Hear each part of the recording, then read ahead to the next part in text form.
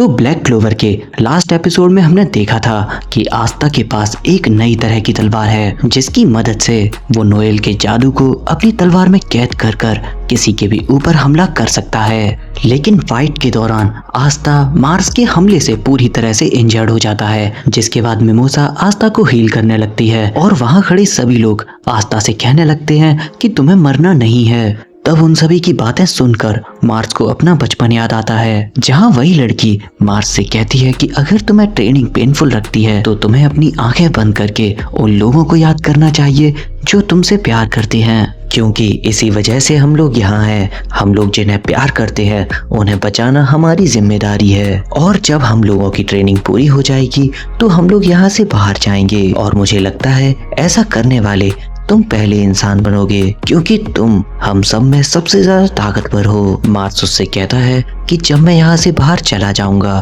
तब मैं तुम्हारा इंतजार करूंगा। जिसके बाद अनाउंसमेंट होती है और सभी बच्चों को बताया जाता है कि उनका लास्ट टेस्ट शुरू होने वाला है, और जो अकेला बचेगा वो इस किंगडम का वॉरियर चुना जाएगा। और अगर तुम में से किसी ने भी इस चीज के लिए मना किया तो तुम सभी को मार दिया जाएगा। और तब हम देखते हैं वहाँ मौजूद सभी बच्चे आपस में लड़ने लगते हैं, और आखिरी में अना और मार्स ही बचे होते हैं। तब अना मार्स से माफी मांगते हुए उस पर हमला कर देती है। मार्स अपने आप को बचाने के चक्कर में अना को वहीं पर खत्म कर देता है, जिसके बाद वहां की अथॉरिटी अना की पावर्स को मार्स की पावर के साथ मिला दिया जाता है, जिससे मार्स के अंदर दो तरह के जादू यूज करने की शक्ति जाग जाती है। तब मार्स सोचने लगता है कि मुझे किसी की जरूरत नहीं है, मेरे पास बहुत ज्यादा मैजिकल पावर है, और जिनके पास मैजिकल पावर होती है वो कमजोरों के सामने नहीं झुका करते, और कमजोरों को जिंदा रहने का हक नहीं है। और आस्था तुम्हें हार मान लेनी चाहिए, क्योंकि तुम्हारे जैसा घटिया इंसान मुझे कभी भी नहीं हरा सकता। ये कहकर वो अपनी तलवार को बाहर निकाल लेता है। तब क्लाउस सोचता है कि हमारे पास ये आखिरी चांस है। आस्था के अटैक की वजह से वो अपना हीलिंग मैजिक अच्छे से यूज नहीं कर पाएगा, तो इसलिए हमें उसे किसी भी हालत में यहाँ पर हराना ही होगा। जिसके बाद मार्स आस्था पर हमला करने लगता है। वहीं यूनो अपने आप को छुड़ा लेता है। वो कहता है कि मैं भले ही कितना भी तेज हो जाऊं, लेकिन मैं आस्था के पास टाइम पर नहीं पहुंच सकता, लेकिन मैं आस्था को इतनी आसानी से मरने नहीं दूंगा। और तब हम देखते हैं कि यूनो की ग्रिमबॉर्ड से एक अलग तरह का मैजिक निकलता है, जिससे वहां पर टाइम एकदम स्लो हो जाता है, और साथ ही में यूनो के पास एक विंड स्पिरिट आ जाती है जो कि मार्स की तलवार के कई सारे टुकड़े कर देती है, और उसके हमले से मार्स काफी दूर जाकर गिरता है।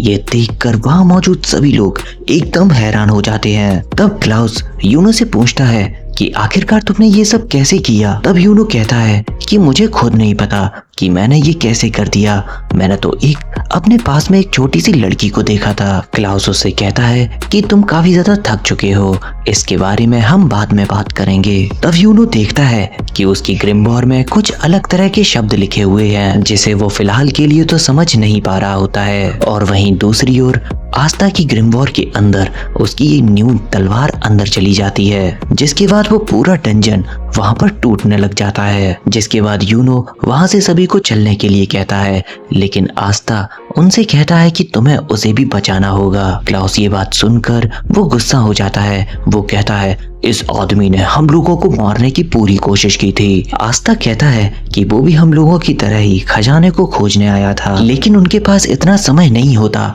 कि वो मार्स को वहां से निकाल पाते, क्योंकि डंजन अब और तेजी से गिरने लग गया था, और इसलिए यूनो अपने जादू का इस्तेमाल करके सबको वहां से बाहर निकालने लगता है। क्लाउस और लक अपने मैजिक की मदद से बीच में आने वाले ऑब्स्टिकल्स को तोड़ देते हैं। जिसके बाद हम डंजन के बाहर का सीन देखते हैं, और हम देखते हैं कि लोटस भी उन लोगों का पीछा करते हुए डंजन के बाहर आ गया था, और उन लोगों के पास मार्स भी था और वहां का खजाना भी। तब हम मार्स के सपने में देखते हैं, जहां पर फाना मार्स के वुंड्स को बड़ी आसानी से हील कर देती है।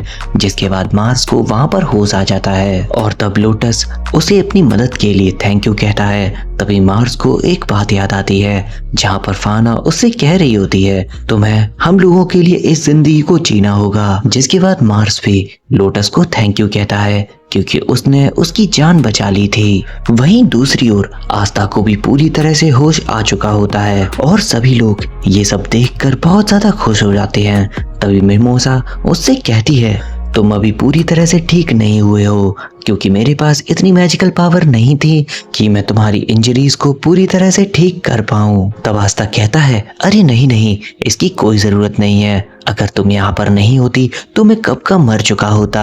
वहीं लक आस्था से कहता है कि मुझे तो लगा था कि तुम हमारी लड़ाई से पहले ही खत्म हो जाओगे। ये सुनकर आस्था कहता है कि मैं इतनी आसानी से मरने वाला नहीं हूँ, क्योंकि मुझे विजर्ड किंग बनना है। तब यूनो आस्था को रोकते हुए कहता है कि तुम इतनी आसानी से नहीं बनने वाले, क्योंकि तुम्हारा राइवल मैं हूँ। तभी क्लाउस वहाँ पर आता है और उन दोनों को हग कर लेता है। वो उनसे कहता है कि मुझे माफ कर देना, क्योंकि मैं तुम लोगों को सिर्फ कॉमनर समझता था और इसलिए मैं तुम लोगों को अच्छी तरह से ट्रीट नहीं किया करता था।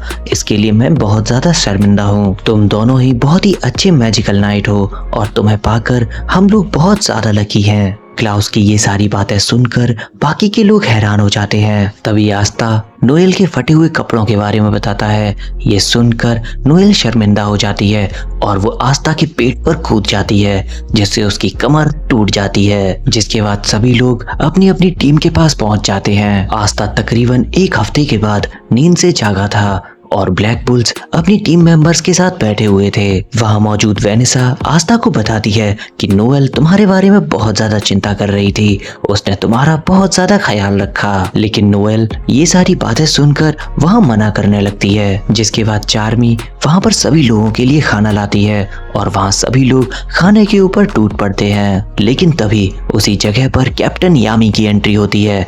वो बोलते हैं आस्था से मुझे लगा नहीं था कि तुम जिंदा बचकर वापस आ भी पाओगे, क्योंकि अब तुम जिंदा बच गए हो तो तुम्हें हेडक्वार्टर की ओर जाना होगा और तुम्हें डंजन में क्या क्या हुआ उसकी रिपोर्ट अपने हेडक्वार्टर के सीनियर्स को देना होगा। वहीं थोड़ी ही देर बाद हम देखते हैं कि आस्था और नोएल को मैजिक नाइट के हेडक्वार्टर में भेज दिया गया था। लेकिन आगे चलते वक्त उन लोगों को यूनो और बाकी के टीममेट्स भी मिल जाते हैं।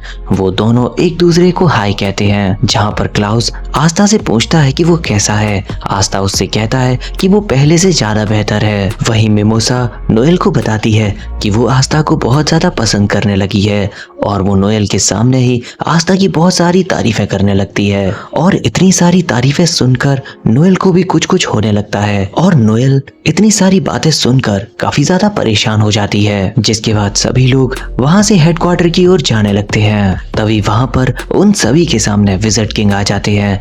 जिसके बाद वो सभी लोग अपना सिर को झुका लेते हैं, सिवाय यूनो और आस्था के, क्योंकि उन लोगों ने कभी भी विजर्ड किंग को नहीं देखा था। तभी क्लाउस उनसे कहता है कि तुम्हें सिर झुका लेना चाहिए, क्योंकि हमारे सामने जो शख्स खड़ा है वो विजर्ड किंग है। ये सुनकर आस्था और यूनो दोनों ही शॉक हो जाते हैं। वहीं थोड़ी देर बाद विजर्ड किंग यूनो की ग्रिमवॉर को देखते हैं, क्योंकि उसके अंदर कुछ अजीब तरह की लैंग्वेज लिखी हुई थी। विजर्ड किंग वो लैंग्वेज पढ़कर यूनो से कहते हैं कि वो अपना जादू करके दिखाए। यूनो विजर्ड किंग से कहता है कि मुझे माफ कर दीजिए सर, मैंने ये मैजिक पता नहीं किस तरह से डंजन के अंदर यूज कर लिया था। उसके बाद से मुझे ये मैजिक ठीक तरह से यूज करना नहीं आता है। और ये सुनकर विजर्ड किंग पूरी तरह से उदास हो जाता है। तब विजर्ड किंग बताते हैं कि जो लाइंस तुम्हारी ग्रिमवॉर में ऐड हुई हैं वो स्प्रिट गार्डियंस की हैं, जिसका नाम सिल्फ है और उसने इस एरा में तुम्हें चुना है और मुझे उम्मीद है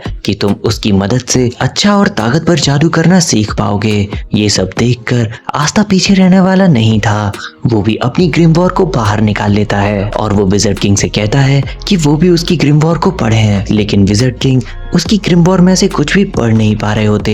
ये देखकर आस्था पूरी तरह से घायल हो जाता है। जिसके बाद आस्था अपनी ग्रिमवॉर के अंदर से उस नई तलवार को बाहर निकालता है और विजर्ड किंग को दिखाने लगता है। ये देखकर विजर्ड किंग बहुत ज्यादा एक्साइटेड हो जाते हैं और वो आस्था की तलवार को पकड़ते हैं। लेकिन जैसे ही वो तलवार विजर्ड किंग के हाथ में आती है वो इतनी भारी होती है कि उनके हाथ से छूट जाती है और साथ ही में वो तलवार उनकी माना को भी एब्जॉर्ब कर करने लगती है। ये देखकर विज़र्ड किंग सोचने लगते हैं, ये तलवार तो मेरे जादू को खींच रही है। अगर मैंने इस तलवार को थोड़ी देर और यूज किया तो ये मेरा जादू पूरी तरह से खत्म कर देगी, और ये चीज सिर्फ तुम्हारे लिए ही बनी हुई है, क्योंकि मेरे पास तो जादू है, लेकिन इसका इस्तेमाल करने वाले के पास में जादू नहीं होना चाहिए, जैसे कि तुम। जिसके बाद विज़र्ड किंग यूनो और आस्था को उनके काम के लिए अप्रिशिएट करते हैं, लेकिन यूनो और आस्था विज़र्ड किंग से विज़र्ड किंग बनने का ही रास्ता पूछने लगते हैं। ये देखकर क्लाउस उनसे कहता है कि तुम्हें विज़र्ड किंग से सीधे सीधे सवाल नहीं करने चाहिए। वो कहता है कि तुम लोगों को विज़र्ड किंग बनने के लिए यहाँ मौजूद सभी कैप्टन्स का ट्रस्ट जीतना होगा, और तब विज़र्ड किंग कहते हैं कि लोगों का विश्वास जीतने से तुम विज़र्ड किंग नहीं बन पाओगे। तुम लोगों को विज़र्ड किंग बनने के लिए खुद को प्रूव करना होगा। इस इंसानियत की रक्षा तुम्हें करनी होगी, और अगर तुम खुद को साबित नहीं कर पाए तो तुम अपने कैप्टन की ही नजर में गिर जाओगे, यानी तुम विज़र्ड किंग की सीढ़ियों से फिसल जाओगे। वहीं हमें दिखाया जाता है कि विज़र्ड किंग के दिमाग में कुछ चल रहा है। वो सोच रहे होते हैं कि यामी और विलियम ने बहुत ही अच्छे बच्चों को चूज किया है। ये वो बच्चे हैं जिनकी आंखों में एक सपना है, जो कुछ करना चाहते हैं। जिसके बाद विज़र्ड किंग उन सभी लोगों को डेकोरेशन सेरेमनी के लिए बुलाते हैं, और इस सेरेमनी में उन सभी मैजिक नाइट को थैंक यू कहा जाएगा जिन्होंने काफी अच्छे काम किए हैं। तब विज़र्ड किंग उनसे कहते हैं, चलो देखते हैं कि क्या तुम लोग इनसे भी अच्छे रिजल्ट लाकर दिखाओगे, और क्या तुम इन लोगों से बेहतर भी बन पाओगे। जिसके बाद वो लोग वहां का दरवाजा खोलते हैं और वो सभी लोग उसके अंदर चले जाते हैं। जिसके बाद विज़र्ड किंग वहां की सेरेमनी को स्टार्ट करते हैं, और हमें बताया जाता है कि क्लोवर किंगडम के हर एक मैजिक नाइट को विज़र्ड किंग कुछ रैंक्स दिया करते हैं, और ये रैंक्स ही डिसाइड करती हैं कि आप लोग कितने अच्छे मैजिक नाइट बन सकते हो या फिर विज़र्ड किंग के रास्ते पर चल सकते हो। और तब हम देखते हैं कि अलग अलग मैजिक नाइट्स को उनके काम के हिसाब से रैंक दी जा रही होती है। जिसके बाद विज़र्ड किंग आस्था और यूनो को वहां मौजूद लोगों से इंट्रोड्यूस करवाते हैं, लेकिन तभी मार्क उनके पास आता है किसी काम के लिए, अपने साथ वहां से लेकर चला जाता है। वहीं खड़ा हुआ क्लाउस ये सब देखकर सोच रहा होता है कि आखिरकार हम लोगों को यहाँ पर क्यों बुलाया गया है, क्योंकि इस जगह पर तो बहुत ही एक्स्ट्रा ऑर्डिनरी मैजिक नाइट्स हैं, और विज़र्ड किंग खुद कहीं चले गए। वहीं हम आस्था को देखते हैं जो वहां पर अपनी पेट पूजा कर रहा होता है। आस्था को इस तरह खाते हुए देखकर वहां मौजूद सभी लोग आस्था को बुरा भला कहना शुरू कर देते हैं। तब आस्था उन्हीं के मुंह पे कह देता है, मुझे तुम्हारी बातों से परेशानी तो हो रही है, लेकिन मुझे अब फर्क नहीं पड़ता क्योंकि मुझे इस चीज की आदत हो गई है। ये सुनकर आस्था के दोस्तों के मुंह खुले रह जाते हैं, लेकिन तभी हम लियोपार्ड 1 बिलियन को देखते हैं जो यूनो के बारे में बातें कर रहा होता है। तब गोल्डन डॉन का एक मेंबर कहता है कि मुझे इन कमनर से कोई भी उम्मीद नहीं है, और गोल्डन डॉन तो सिर्फ हम नोबल्स की ही वजह से चल रही है। और जैसे ही क्लाउस कुछ भी बोलने वाला ही होता है कि तभी वो पर्सन क्लाउस और मिमोसा की बेइज्जती करने लगता है। क्लाउस मिमोसा को उसकी बातों से प्रोटेक्ट करता है, लेकिन तभी नोएल का भाई नोएल के सिर पर पानी डालकर उसकी बेइज्जती करने लगता है। वो कहता है कि ये कैसी नोवेल है जिसे अपना जादू कंट्रोल करना नहीं आता। वहीं हम देखते हैं कि नोएल की बाकी के फैमिली मेंबर्स भी नोएल को उनकी फैमिली में जन्म लेने के लिए कोसने लगते हैं, और उसे अपने मैजिक को ना कंट्रोल कर पाने की वजह से काफी बहुत सारी चीजें सुनाने लगते हैं। तभी वहां पर नोवेल सिल्वा कहता है कि तुम यहाँ से चली जाओ, तुम नोवेल फैमिली पर बहुत बड़ा कलंक हो, क्या हमारी माँ को मारना तुम्हारे लिए काफी नहीं था। और तब नोवेल वहां से रोते हुए वहां से बाहर जाने ही लगती है, लेकिन आस्था उसका हाथ पकड़ लेता है। वो कहता है कि तुम्हें इन जैसे बेकार लोगों से डरने की जरूरत नहीं है, और टेबल पर चढ़कर सभी लोगों से कहता है कि तुम सभी लोग यहाँ पर विज़र्ड किंग के कहने पर आए हुए हो, तो तुम लोग भी हम लोगों से अलग नहीं हो। तुम लोग भले ही नोबल पर्सन हो, और इसलिए तुम हम लोगों से जो चाहे वो कह सकते हो, और अगर तुम लोगों को ये लगता है कि तुम्हारे बुरा वाला कहने से हम लोग यहाँ से चले जाएंगे तो ऐसा हरगिज नहीं है। लेकिन तभी गोल्डन डॉन का एक मेंबर अपने सैंड मैजिक की मदद से आस्था आस्था को कैद कर लेता है, लेकिन आस्था अपनी स्वार्थ को घुमाता है और उसके जादू को पूरी सभा के सामने कैंसिल कर देता है। ये देखकर वहां मौजूद सभी लोग हैरान हो जाते हैं। वो लोग सोचने लगते हैं कि इतने ताकतवर जादू को एक नॉर्मल से कॉमनर ने कैसे तोड़ दिया। आस्था सभी लोगों से कहता है कि तुम्हें जितनी ताकत लगानी है वो लगा लो, और एक दिन आएगा जब मैं विज़र्ड किंग बन जाऊंगा और तुम सबके मुंह बंद कर दूंगा। और इसी के साथ हमारा ये एपिसोड यहीं पर खत्म होता है। और अगर अभी तक आपने हमारे चैनल को सब्सक्राइब नहीं किया है तो हमारे चैनल को सब्सक्राइब कर लो, ताकि मैं ऐसी वीडियोस आपके लिए लाता रहूं। और कमेंट करके बताओ कि सभी कैप्टन्स में से आपका सबसे फेवरेट कैप्टन कौन सा है। और हम मिलेंगे आपसे एक और नई वीडियो में। तब तक के लिए थैंक्स फॉर वॉचिंग।